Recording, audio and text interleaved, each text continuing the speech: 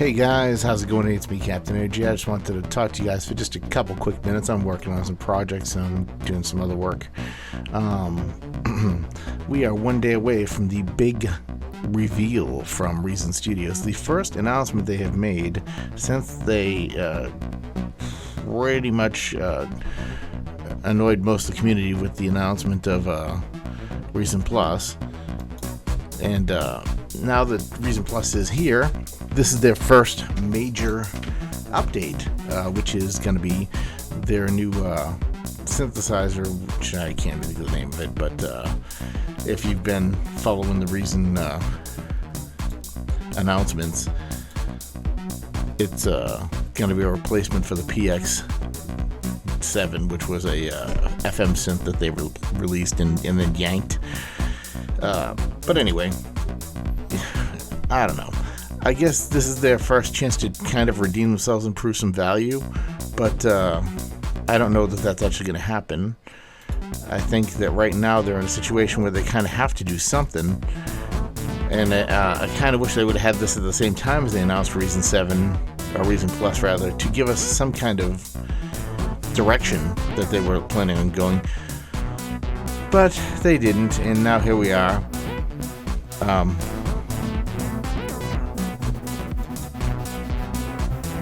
And essentially, let me pause this for a second here.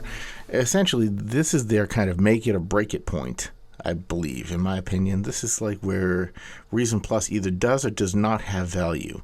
I hope what they're not going to do is price this thing super expensive to make it look like, oh, well, man, I should just sign up for the subscription because this synth costs $130 or something. And you know, a lot of people look at that like $130. Well, for $240, I can have Reason Plus and this synth. And then that's where they'll get their hooks in here. Personally, they ought to keep the price normal, between $50 and $100. $100, I think, is still pricey for a synth, especially considering I don't think we super need this synth. I don't know about you guys, but between my VSTs and my rack extensions that I've purchased, I'm scrolling right now here down a list. I just rebuilt a computer here. I'm still scrolling. This is just my synths. This isn't including effects, utilities, none of the other fun stuff. But, yeah, we're down to the L's right now. And some of these might even be closed. Here we go. There's Rob Papin. See Robotic Bean. They got Synapse music in here too. They're another one of my Synapse audio is one of my favorites. They were actually used to make a product that I used alongside Reason. And eventually I stopped using it because they stopped developing for it. But their product was a sequencer a lot like Reason, in my opinion. It didn't look quite as nice. It was a little more, I feel, patched together. But it was real nice, and it was easy to use, and it had a really strong following. And what I'm worried about here is that they basically stopped updating the DAW on it, and eventually they still had their handful of committed users. I actually was on one of their chats one time, and I had one of their really committed users coming at me hardcore because I was asking them at that point, hey, would you guys consider converting, this is before VSTs were supported in Reason, I was asking them if they would consider converting some of their synthesizers to rack extensions because their synthesizers were so good, but I couldn't use them. I was using Reason now. Their DAW, which I can't remember the name of off the top of my head, I apologize. If anybody knows that, please put it in the comments below. It's from Synapse Audio. If you know what I'm talking about and you also liked it, also let me know because I'm sure Synapse Audio would love to see that some people remember their products and remember them and like them. But anyway, but they had a huge following.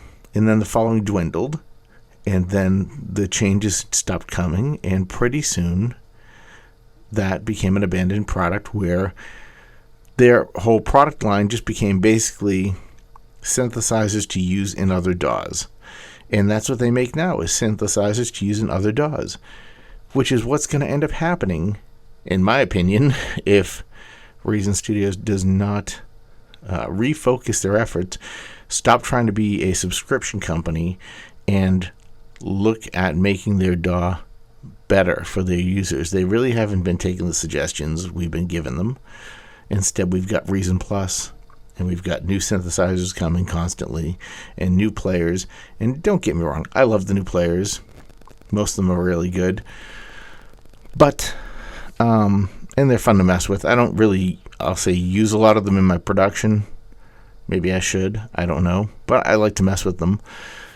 And I do like a new synth. Everybody likes a shiny new toy, you know? But reality is, synths don't make music. People make music. And if you're not going to make music with the DAW, you know, if you don't like the DAW to make your music, which I think it's fine. It's basic. It doesn't have a lot to it as far as like compared to other DAWs. But if you don't like the DAW and it doesn't do, say, video, which is something you want to do, or it doesn't do, man, there's so many things. If you just look at the list of requests, the list of requests is so long, and none of them are coming, it seems. So, one of my requests was to have an updated combinator that allowed people to essentially have a custom combinator to some degree, where you could create your own knobs instead of being limited to 4 knobs and 4 this and, you know, that type of thing. Let me have, if I only need 2 knobs, let me have 2. If I need 10 knobs, let me have 10. Let me have a little more control in the interface of this thing with standard responses and standard ways to handle things like they've already got there, but let me control what knobs are there, maybe give me a grid that I can put things in on so I can kind of customize the look of it a little. These would be fun to have things, you know, and they would make the whole experience better. But anyway, tomorrow when this new synth comes, I will definitely be looking at it as soon as possible and putting up a video with my thoughts, and I hope you guys will tune in, check it out. I might even do a live stream. If I do a live stream, it will probably be to the end of the day, and it will be recorded and be available the next day to watch. But let me know what you think. Do you think this new synthesizer is really something you want? Are you excited about it? Do you think it's just smoke to get us, you know, to look away from Reason Plus for a minute? Do you think that it's something you would buy without having a subscription to Reason Plus? Or is Reason Plus and the subscription just their license to release whatever they feel like and pass it off as a continuing, expanding library of things that you're getting in your Reason Plus subscription versus giving us quality? I'm not sure. But I guess we'll find out together, right? I hope you guys will tune in and check out, you know, tomorrow's video. I hope this was, you know, kind of helped you guys put together some of your thoughts, or maybe made you think a little bit about what's going on with Reason Plus and Reason Studios right now. If you like this video and you would like to, you know, get in on, you know, commenting or be part of my community that I'm trying to build here, please subscribe, like the video. Don't forget to turn on the alerts. I would love to talk to you guys. I mean, I interact with a lot of people. I would say a lot more than I've seen anybody else interact with their people on the internet.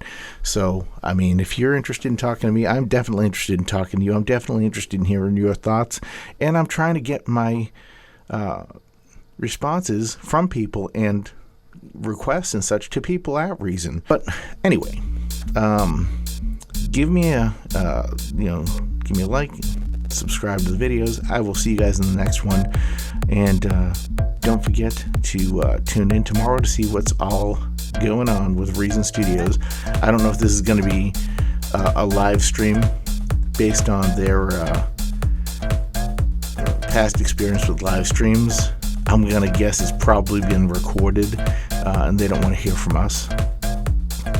But that's, I guess, to be expected when you drop a bomb on the community that kind of leaves us reeling the way that they did. And I don't think the response has been what they were expecting it to be. I look forward to talking to you guys in the next one. Have an awesome day. Take care.